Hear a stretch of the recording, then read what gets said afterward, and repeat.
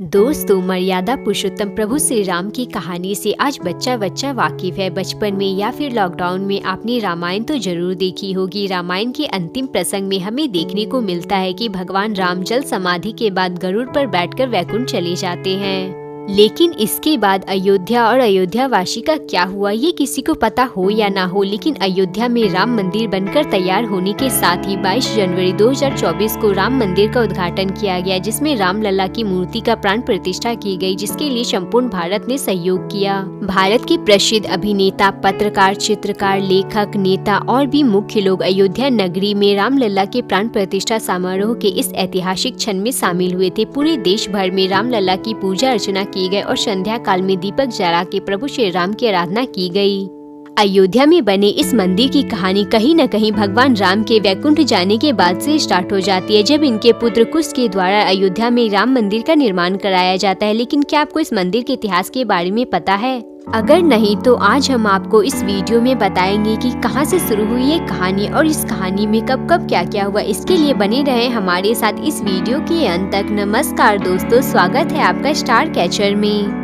दोस्तों, भगवान राम के वैकुंठ जाने के बाद इनके 22 पीढ़ियों ने अयोध्या पर राज किया। जब प्रभु श्री राम के पुत्र कुश अयोध्या के राजा थे तो इन्होंने भगवान राम के जन्मभूमि पर एक जन्म स्थल मंदिर के साथ साथ कई छोटे छोटे मंदिर बनवाए। समय के साथ साथ इन मंदिरों की हालत जर्जर होती चली गई, जिन्हें बाद में 57 ईसा पूर्व के आसपास उज्जैन के राजा विक्रमादित्य जी ने पुनः निर्माण करवाया। लेकिन 1526 में बाबर के भारत आने के बाद मुगल शासन की शुरुआत होती है। 1528 से 29 में बाबर अयोध्या जाते हैं तो अपने सेनापति मीर बाकी से मंदिर को तोड़कर मस्जिद बनवाने का आदेश देते हैं। तो मीर बाकी मंदिर को तोड़कर मस्जिद बनवा देता है और वहां हिंदू को अंदर आने से रोक लगा देता है। और लगभग 190 साल बाद यानी 1717 ईस्वी में आमेर के राजा जयसिंह द्वितीय मस्जिद के बाहर जमीन देखकर आंगन में एक चबूतरा बनवाते हैं, जहां पर राम लला की मूर्ति को स्थापित किया जाता है। अब यहाँ ऐसा होता है कि मस्जिद के अंदर मुस्लिम तो नमाज पढ़ते हैं और बाहर चबूतरे पर हिंदू भगवान राम की पूजा किया करते थे। ऐसा कई सालों तक चलता रहा। फिर 1853 में भारत में 14 सांप्रदायिक अखाड़ों में से एक निर्मोही अखाड़ा ने यह दावा किया कि इस मस्जिद की जगह राम मंदिर था, जिसे बाबर ने तुड़वाकर मस्जिद निर्माण करवाया था। अब हम फिर से यहाँ पर राम मंदिर बनवाएंगे। तब मुसलमानों द्वारा इसका विरोध किया जाता और यहीं से हिंदू और मुसलमानों के बीच युद्ध शुरू हो जाता है। कई जगहों पर दंगे होते हैं। इन दंगों को रोकने के लिए 1859 में ब्रिटिश सरकार चबूतरा और मस्जिद के बीच एक फेंसिंग करा देती है, जिससे यह मामला कुछ सालों के लिए सुलझ जाता है। तो 1885 में निर्मोही अखाड़ा के महंत यानी रघुवर दास फैजाबाद जिला कोर्ट में राम चबूतरे पर छतरी बनाने की अपील करते हैं,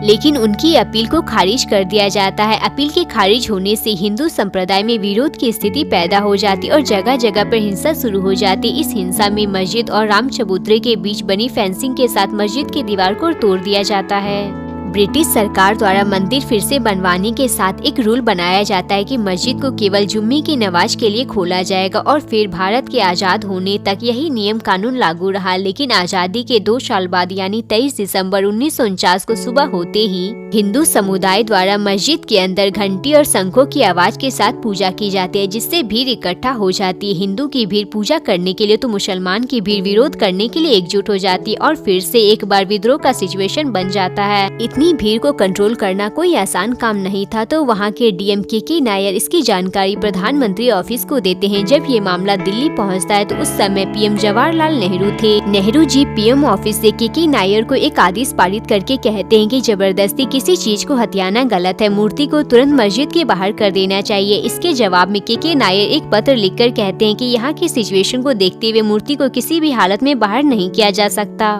क्योंकि यहाँ के पुजारियों का मानना है कि बिना पूजा हवन की मूर्ति को यहाँ से उठाया तो पाप लगेगा। तो पीएम की तरफ से यह उत्तर आता है कि आपको जो आदेश दिया गया आप उसका पालन कीजिए और मूर्ति को वहाँ से बाहर निकालिए। इसके जवाब में पीएम को 2 सुझाव लिखकर भेजते हैं। पहला तो ये कि यहाँ पर सिचुएशन आउट ऑफ कंट्रोल है, मस्जिद की सुरक्षा और लोगों की भीड़ को देखते हुए मस्जिद के बाहर एक जालीनुमा गेट लगाना होगा, जिससे मस्जिद को कोई नुकसान नहीं होगा और सभी लोग बाहर से दर्शन कर सकेंगे।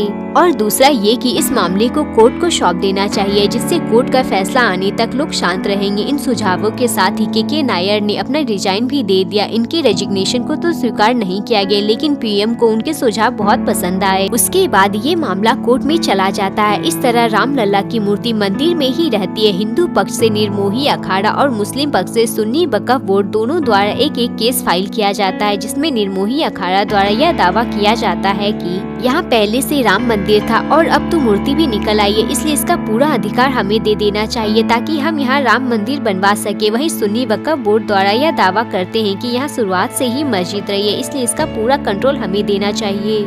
लगभग 20 से 25 साल यह केस कोर्ट में रहते हैं। 1980 में जनसंघ से अलग होकर बीजेपी का गठन होता है। बताया जाता है कि बीजेपी के गठन के बाद विश्व हिंदू परिषद, शिवसेना, बजरंग दल और आरएसएस जैसी सभी हिंदू दल एक्टिव हो जाती है। 1984 में विश्व हिंदू परिषद द्वारा एक धर्म संसद का आह्वान किया जाता है, जिसमें बीजेपी की बड़े बड़े नेता लाल कृष्ण आडवाणी, मुरली मनोहर जोशी जैसे नेता शामिल होते हैं। इस धर्म संसद में विश्व हिंदू परिषद के प्रेसिडेंट अशोक सिंघल ऐलान करते हैं कि राम मंदिर बनेगा और जरूर बनेगा। अब इस मंदिर को बनाने के लिए पूरे देश से ईंट मंगवाई जाती है। यह बात धीरे धीरे पूरे देश में फैल जाती है। तब 1986 में राम मंदिर का गेट खुलवाने का मामला कोर्ट में आता है, तो राजीव गांधी हिंदुओं का विश्वास जीतने के लिए 1 घंटे के अंदर मंदिर का गेट खुलवा देते हैं। इस न्यूज को दूरदर्शन के द्वारा पूरे देश में प्रसारित किया जाता है। इससे मुस्लिम पक्ष कांग्रेस से नाराज हो जाते हैं और सभी मुस्लिम नेता मिलकर कांग्रेस का विरोध करने के लिए बाबरी मस्जिद एक्शन कमेटी बनाते हैं, जिसका नतीजा यह होता है कि कांग्रेस 1989 का चुनाव हार जाती है। राम मंदिर का सपोर्ट करने के कारण बीजेपी को इसका फायदा मिलता है। नेशनल फ्रंट नेता वीपी सिंह बीजेपी का सपोर्ट लेकर पीएम बनते हैं। नेशनल फ्रंट की सरकार बनने के बाद बीजेपी के नेता लाल कृष्ण आडवाणी ऐलान करते हैं कि राम मंदिर के सपोर्ट में गुजरात के सोमनाथ से लेकर यूपी के अयोध्या तक पूरे 10,000 किलोमीटर तक रथ यात्रा निकाली जाएगी, जो 30 अक्टूबर को अयोध्या पहुंचेगी। इस यात्रा में गुजरात से मोदी जी भी शामिल हुए थे। इस समय मोदी जी की उम्र महज 40 साल थी। कहा जाता है कि गुजरात में इस यात्रा के प्रबंध में मोदी जी का महत्वपूर्ण योगदान रहा था। 25 सितंबर 1990 को सोमनाथ से यात्रा शुरू होती है, जो कि कई राज्यों से होते हुए अयोध्या पहुंचा, लेकिन इस यात्रा का विरोध किया जाता था। जब 23 अक्टूबर 1990 को ये यात्रा बिहार के समस्तीपुर पहुंची, तो बिहार के सीएम और नेशनल फ्रंट के नेता लालू प्रसाद यादव समस्तीपुर के डीआईजी को आदेश देते हैं कि इस यात्रा को रोक दिया जाए और लाल कृष्ण आडवाणी को अरेस्ट किया जाए, और होता भी ऐसा ही है कि बीजेपी के कुछ नेता के साथ आडवाणी को भी गिरफ्तार कर लिया जाता है और 12 दिनों तक इन्हें सिंचाई विभाग के पोस्ट ऑफिस में रखा जाता है। इस गिरफ्तारी का परिणाम यह होता है कि जैसे ही यह न्यूज दिल्ली पहुंचती है, तो बीजेपी वीपी सिंह सरकार से अपना समर्थन वापस ले लेती है, जिससे वीपी सिंह की सरकार गिर जाती है। रथ यात्रा के बीच में हुए दंगों से नाराज होकर 30 अक्टूबर 1990 में बड़ी संख्या में कार सेवक अयोध्या पहुंचते और मस्जिद के ऊपर चढ़कर अपना झंडा लगा देते हैं, जिससे हालत और खराब हो जाती है। उस समय यूपी में मुलायम सिंह की सरकार थी, तो इस दंगे को रोकने के लिए मुलायम सिंह कार सेवकों पर गोली चलाने का आदेश दे देते हैं। इस गोलीबारी में 5 कार सेवकों की मौत हो जाती है, जिससे अयोध्या ही नहीं पूरे देश का माहौल खराब हो जाता है। उमा भारती, अशोक सिंघल, स्वामी वामदेवी, बड़े हिंदूवादी नेता अलग अलग दिशाओं से 5-5 हजार कार सेवकों के साथ गुस्सा से भरे हनुमानगढ़ी की ओर बढ़े। गुस्साए भीड़ को देखकर पुलिस फायरिंग शुरू कर देते हैं, जिसमें कई कार सेवक मारे जाते हैं और इनके लाश को रखकर विरोध प्रदर्शन किया जाता है और मुलायम सिंह को मुल्ला मुलायम का टाइटल दिया जाता है। इसी का परिणाम था कि 1991 में मुलायम सिंह को हार का सामना करना पड़ा और यूपी में बीजेपी की सरकार बनती है, जिसमें सीएम के रूप में कल्याण सिंह को चुना जाता है। लेकिन 1991 में राजीव गांधी की मौत होने के कारण जनता की सहानुभूति कांग्रेस को मिलती है, जिससे सेंट्रल में कांग्रेस की सरकार बनती और पीएम बनते हैं नरसिंघम राव।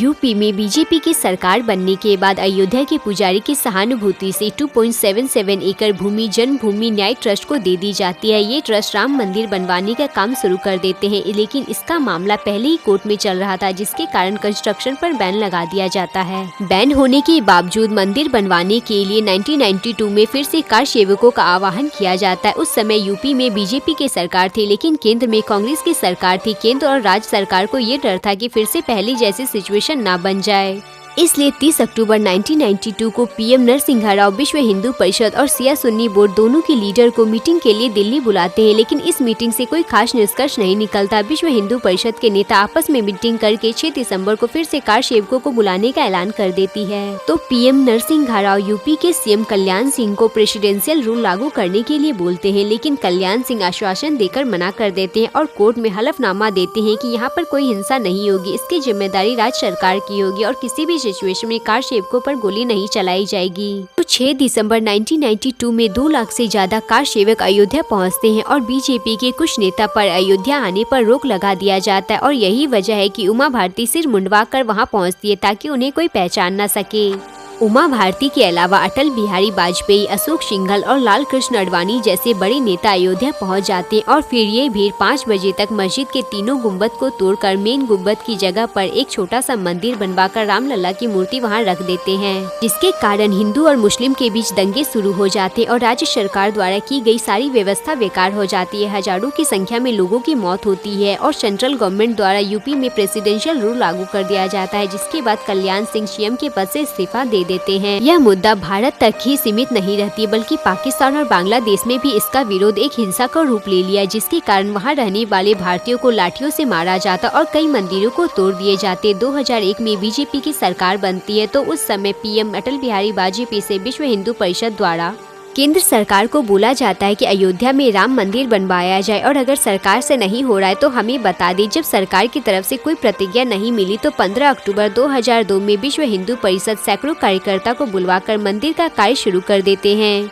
जब ये कार्यकर्ता अयोध्या से लौटकर जा रहे थे तो भड़के हुए लोगों द्वारा गोधरा स्टेशन पर ट्रेन में आग लगा दी जाती है, जिसमें 58 लोगों की मौत हो जाती है और इसके बाद एक बार फिर से देश का माहौल गर्म हो जाता है, जिससे कोर्ट इस मामले में तेजी से जांच करने का आदेश देती है और एएसआई को इस मंदिर के आसपास खुदाई करके रिलेटेड साक्ष्य निकालने के लिए बोला जाता है। करीब 6 महीने की खुदाई के बाद एएसआई की रिपोर्ट आती है, जिसमें 10वीं और 12वीं शताब्दी के हिंदू मंदिर के अवशेष मिलते हैं, जिसके आधार पर 30 सितंबर 2010 को कोर्ट का फैसला आता है, जिसमें कोर्ट पहली बार यह मानती है कि यहाँ पर राम जन्मभूमि थी और इस भूमि को 3 भागों में बांट दिया जाता है। सीता रसोई और चबूतरा निर्मोही अखाड़ा को दिया जाता है, सेंटर एरिया राम जन्मभूमि न्यास को दिया जाता है और बाकी बचा एरिया सुन्नी वक्फ बोर्ड को दिया जाता है। लेकिन कोई भी पक्ष इस फैसले पर सहमत नहीं होते, इसलिए 2011 में यह मामला सुप्रीम कोर्ट के पास चला जाता है और लगभग 6 साल तक यह मामला सुप्रीम कोर्ट में पेंडिंग रहने के बाद 2017 में इस केस पे सुनवाई शुरू होती है। इसके 2 साल बाद यानी 9 नवंबर 2019 की 5 जजों की एक बेंच द्वारा एएसआई की रिपोर्ट के आधार पर लगभग 2.77 एकड़ जमीन राम जन्मभूमि ट्रस्ट को दे दिया जाता है, लेकिन इसका मलिकाना हक केंद्र सरकार के पास ही रहेगा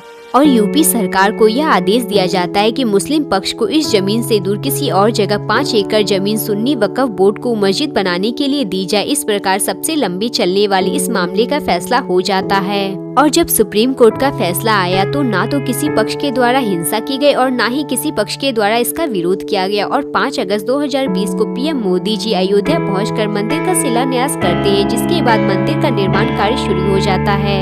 रामलला के बारे में ये पूरी जानकारी आपको कैसी लगी हमारे कमेंट में जरूर बताएं और हमारे कमेंट में जय श्री राम जरूर लिखें।